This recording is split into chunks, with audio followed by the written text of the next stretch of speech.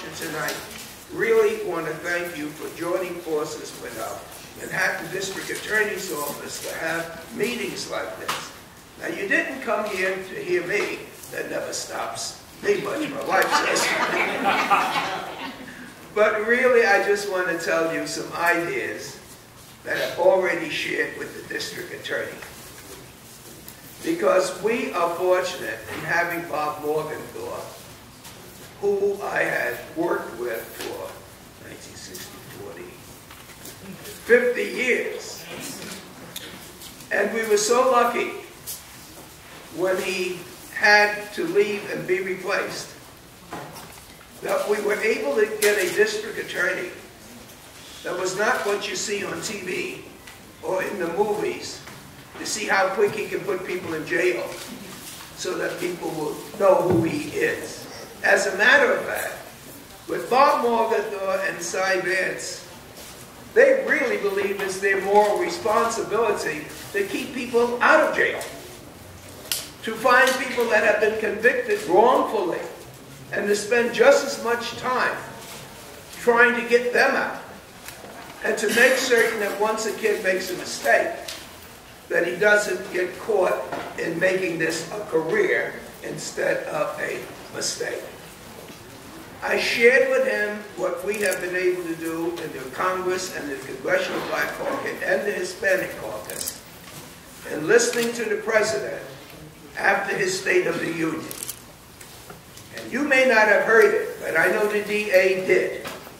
When he said in order to get out of a recession, in order to grow the economy, that we have to be able to compete with international intelligence and technology. That's what the President said. Now, some may think that that means we have to go to Columbia and NYU and tell them what they have to do. No. They know what to do.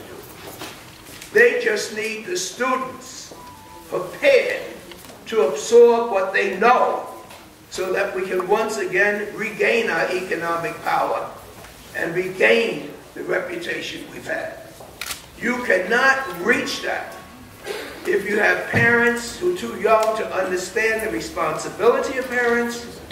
You cannot reach that if you have schools that are not prepared to recognize disadvantages that certain communities have. You cannot do that if police are out making an arrest because they need a record instead of making an arrest of people's hearts in order to say, this is my community too. You can't have it unless teachers and principals have the pride and people in the community of being able to say, I knew that kid. He was a bad actor, but people in the community have straightened it out. When you get my age, you don't want to remember what was happening on Lenox Avenue 70 years ago. But having said that, all of us take pride when we find one of our own from our own community. Bob Rodriguez is a classic example. His dad was raised there. He was raised here. And so we're going to get together with city, the state, with the state senator, with representatives from President Obama to see whether we can bring in job training, education, prevention, juvenile monies, and most important, to keep our kids out of jail and to get our kids in school. And God knows that you don't find high school graduates and the guys you're putting around with the guns. So we're going to have to make a special plea to parents. Please meet privately and see how you can get those guns out of your children's closets or boxes some kind of way. And if you need to go to somebody and say, how do you do this? Well, go to somebody and find out how you do it. Because most every teenager has been murdered by another teenager.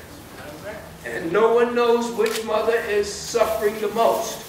But we don't need that without guns.